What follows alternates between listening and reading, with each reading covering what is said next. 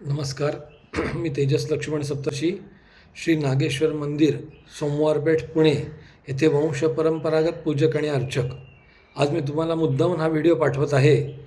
याच्यामध्ये प्रत्येकाने तो आपापल्या स्वतःच्या सारासार विवेक बुद्धीप्रमाणे त्याचा वापर करून घ्यावा.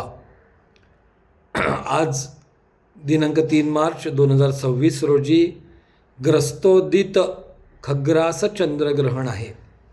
याचा पुण्यकाळ आपापल्या गावच्या सूर्यास्तापासून सायंकाळी 6:48 पर्यंत आहे.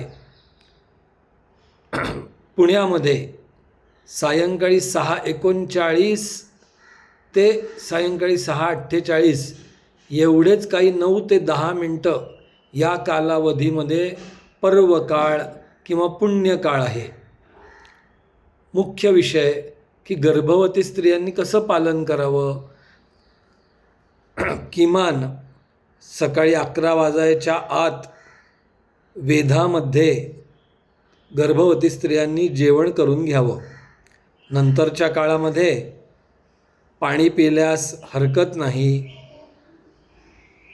मलमूत्र विसर्जन करण्यासही कुठल्याही प्रकारची हरकत नाही.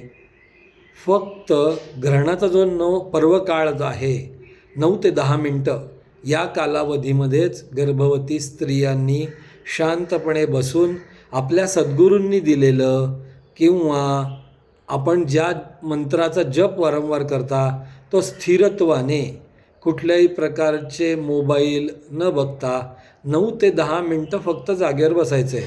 ग्रहण स्पर्श करताना स्नान अगोदर करावं. ग्रहण मोक्ष झाल्यावर म्हणजे 6:48 नंतर परत एकदा स्नान करावं. इतकं जरी करता आलं तरीही चालेल. गर्भवती स्त्रियांनी सकाळी 11 नंतर थोडा वेळ झोप घेतली तरीही चालू शकेल. पण सायंकाळच्या 9 ते 10 मिनटं म्हणजे 6:39 ते 6:48 या दरम्यान त्यांनी स्थिर बसावं. मुळामध्ये एवढी माहिती ही सर्व गर्भवती स्त्रियांसाठी झाली. इतरांनी कसं आहे तर इतरांनी आत्ता सूर्योदय झालेला आहे. सूर्योदयापासून मोक्षापर्यंत 6:48 पर्यंत ग्रहणाचे वेध पाळावेत. ज्यांना शक्य नाही त्यांनी किमान 11 वाजण्या अगोदर जेवण करून घ्यावं आणि नंतर ग्रहण स्पर्शाच्या वेळेला म्हणजे 6:39च्या अगोदर स्नान करावं.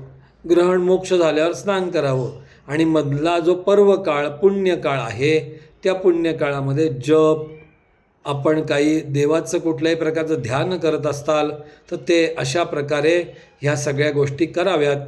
एवढीच नम्र विनंती. काही आपणास शंका असेल तर मला पर्सनल मोबाईलवरती कळवावे. धन्यवाद.